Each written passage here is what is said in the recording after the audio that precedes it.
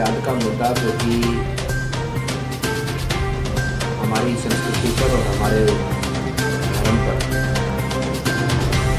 हमारी संस्कृति से संबंधित सभी लोगों का मानना है कि ये एक तरह से हमारे इस सभ्यता को और हमारे भारत को तोड़ने की साजिश है अन्य धर्म के उन लोगों के द्वारा जिनकी केवल एक ही मानसिकता है कि इस पूरे भूमंडल पर उनका ही स्वामित्व रहे और उनको मानने वाले लोग ही रहे। और ऐसे लोगों का मैं एक ही बात में कहना चाहूँगा कि वो लोग बिल्कुल भी किसी भी धर्म का मैं मानता हूँ कि वो पालन नहीं करते, क्योंकि किसी भी धर्म में ये बात नहीं लिखी गई है। और हर धर्म के अंदर मानव जीव कल्याण की अभी तो पूरी प्रकृति के कल्याण के कार्य ही और उसके लिए ही मनुष्य को प्रेरणा दी गई है, उसी के लिए मनुष्य को ज्ञान दिया गया है। लेकिन कुछ लोग ऐसे हैं कि जो सिर्फ अपना स्वामित्व हासिल करने के लिए और समाज में दुर्भावना को बढ़ाने के लिए और केवल अपने निजी स्वार्थ की पूर्ति के लिए ऐसे कार्यक्रमों को आगे बढ़ाते हैं, जिनके लिए कुछ रणनीति के तहत, कुछ कूटनीति के तहत हर तरह से कुछ हमारे दुश्मन देश जो हैं वो इसको एक बड़ी फंडिंग भी करते हैं, बड़ा पैसा भी देते हैं, ताकि यहाँ पर इस प्रकार का वातावरण बनाया जाए, यहाँ पर आपस में झगड़े कराए जाएं समाज के लोगों के बीच में। और हमारी जो संस्कृति जानते हो कि जब से 2014 से मोदी जी की सरकार बनी है तब से लेकर अब तक निरंतर देश की प्रगति के लिए और निरंतर अपनी भारत की अखंडता और एकता के लिए जो हमारे माननीय प्रधानमंत्री जी ने कार्य किए और देश को एकजुट रखने के लिए जो आपने उनके पिछले 6 वर्षों के दौरान और विशेषकर इस 1 वर्ष के अंदर जो उन्होंने निर्णय लिए, उसमें देश में एक नई ऊर्जा का संचार हुआ है, जिसके माध्यम से देश की अखंडता और एकता और देश में एक व्यवस्थित व्यवस्था को आगे बढ़ाने का कार्य। और केवल भारतीय जनता पार्टी का गठन ही इन विचारों के साथ हुआ था कि हम अपने धर्म संस्कृति को आगे बढ़ाएंगे, हम अपने भारत को अखंड। देश के लोग अगर संपन्न होंगे, देश के लोग अगर विद्वान होंगे तो उनको जानकारी बढ़ेगी। वो नहीं चाहते कांग्रेस के लोग कि देश के लोगों में जागरूकता आए, देश के लोग एक बने, क्योंकि देश के लोग अगर एक हो गए तो वो राज कैसे करेंगे, क्योंकि उन लोगों में उनके जो पार्टी का कार्यक्रम जिस प्रकार से चलता है, तो मैं मानता हूँ कि जिस प्रकार से ईस्ट इंडिया कंपनी हमारे देश में प्रताड़ना कर राज करती थी, ठीक उसी प्रकार से कांग्रेस हमारे देश में लोगों को आपस में तोड़कर और लोगों को जानकारी के अभाव से दूर रखकर, जानकारी से दूर रखकर, लोगों को अशिक्षित रखकर और लोगों को गरीब बनाकर अपना राज करना। ऐसी बात नहीं है। भारतीय जनता पार्टी एक विचार है और भारतीय जनता पार्टी एक हमारी सनातन धर्म परंपरा है और हिंदू के धर्म में कहीं भी नहीं लिखा और ना हिंदू ने कभी इतिहास में करके दिखाया है, ना हिंदू के कोई इतिहास में देखो, कोई राजाओं महाराजाओं के कभी के भी इतिहास में देखो, सनातन धर्मी हमारे भारत के लोगों ने, हमारे हिंदू जाति के लोगों ने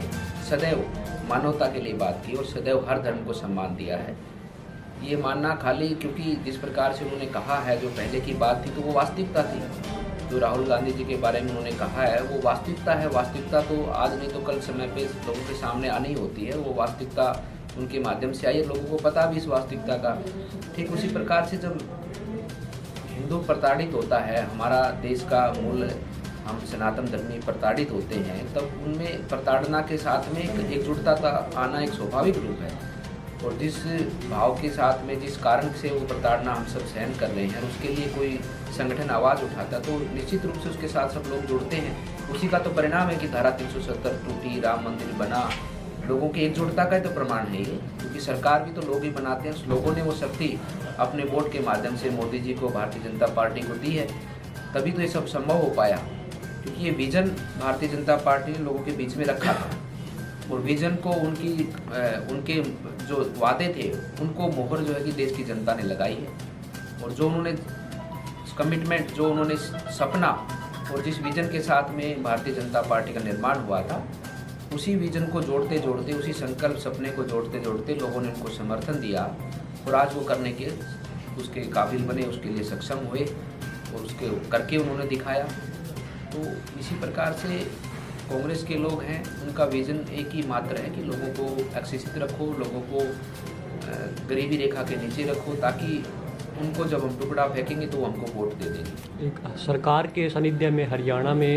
और विभिन्न राज्यों में गौ सेवा आयोग बनाया है, लेकिन सरकार उनको अनुदान नहीं दे रही, इसलिए गौशाला चलानी बड़ी मुश्किल हो रही है। नहीं, देखो, सरकार ने आकर यहाँ पर गौ सेवा आयोग बनाया, भारतीय जनता पार्टी ने तो बनाया। अभी धीरे धीरे उसमें और भी कार्यक्रम जोड़ते हुए और जिस प्रकार से गौ पालन के लिए क्योंकि माननीय प्रधानमंत्री जी ने तो और हमारी पार्टी के लोगों ने तो काफ़ी बार गौ सेवा आयोग का गठन ही माननीय प्रधानमंत्री जी ने किया है। उससे पहले कहाँ इसका गठन था। उसी कार्यक्रम के अंतर्गत गौ का कल्याण हो, गायों के लिए सेवा हो, और गौ हमारी माता है और हमारी पूजा के आराध्य देवी भी हम उनको माता के स्वरूप में पूजते हैं। तो इसके लिए सरकार निरंतर आगे आने वाले समय पर और भी अच्छी व्यवस्थाओं को देगी ताकि हमारे गौवंश का अच्छे से पालन पोषण होकर उस गौ माता के आशीर्वाद से हम सब फलीभूत हों। आप राजस्थान से सांसद हैं, राजस्थान सरकार पर प्रतिक्रिया किस तरह? राजस्थान सरकार पे प्रतिक्रिया तो क्या की जाए, क्योंकि राजस्थान सरकार कोमा में है और मात्र सिर्फ अपने सरकार को बचाने के कार्यक्रमों में व्यस्त है। उसके साथ साथ में सिर्फ और सिर्फ क्योंकि उनको पता है कि आगे उनको आना नहीं है, तो इसलिए वो सिर्फ स्वयं के धन को एकत्रित करने के लिए, स्वयं के लिए धन को एकत्रित करने के लिए कार्यक्रमों में व्यस्त है। राजस्थान में तमाम जितनी भी योजनाएं थी सब ठंडे बस्ते में डल चुकी हैं। कोई भी कार्यक्रम, कोई भी योजना, कोई भी किसी प्रकार का डेवलपमेंट राजस्थान में आज देखेंगे आप कहीं भी जाकर, जो बीजेपी सरकार के समय पर जहाँ ईंट लगी थी वो वहीं की वहीं रखी है। उसके अलावा उसके बाद में उस पर आगे का कार्य बिल्कुल वहाँ पर समाप्त हो चुका है। राजस्थान से भाजपा सांसद अलवर संसदीय सीट से भाजपा की सीट पर जीते सांसद महंत बालक नाथ जी आज ऐलनाबाद में एक निजी अनाज मंडी में एक निजी दुकान पर आए थे। शिहाग ट्रेडिंग कंपनी अनाज मंडी के 122 नंबर प्रतिष्ठान है, इस पर आए थे। और जो बार एसोसिएशन के नवनियुक्त सचिव है भारत शिहाग, उनके प्रतिष्ठान पर आज उन्होंने आए थे, दौरा किया था। इस मौके पर अनाज मंडी के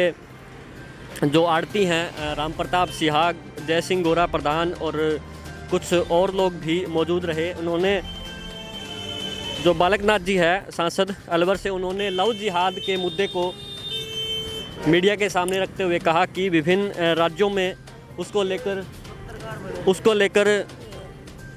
राज्य सरकारें कानून बना रही है, क्योंकि लव जिहाद एक ऐसी प्रणाली विदेशी ताकतें जो अपने दुश्मन देश है भारत के, वो अपनाकर फंडिंग कर कर एक विशेष समुदाय को इस तरह की एक व्यवस्था चलाई जा रही है ताकि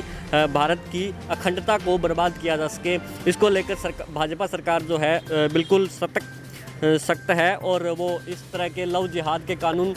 बनाकर विभिन्न प्रदेशों में और इस पे लव जिहाद और धर्म परिवर्तन पर रोक लगाएंगे। इसके अलावा उन्होंने राजस्थान सरकार को कोमा में बताया है। उन्होंने कहा कि राजस्थान सरकार जो है कुछ नहीं कर रही है और वो कोमा में है, कुछ करे तो उनके बारे में टिप्पणी की जाए। और दूसरा उन्होंने गौ सेवा आयोग के बारे में भी बताया। उन्होंने कहा कि भाजपा की सरकार ने ही गौ सेवा आयोग का गठन किया है और वो समय समय पर गौ रक्षा के लिए, गौ सेवा के लिए अनुदान देती रहेगी और उसके लिए और भी अलग व्यवस्था बनाई जाएगी। आप ई समाचार देख रहे थे, कैमरामैन हरीश के साथ मैं LD स्वामी।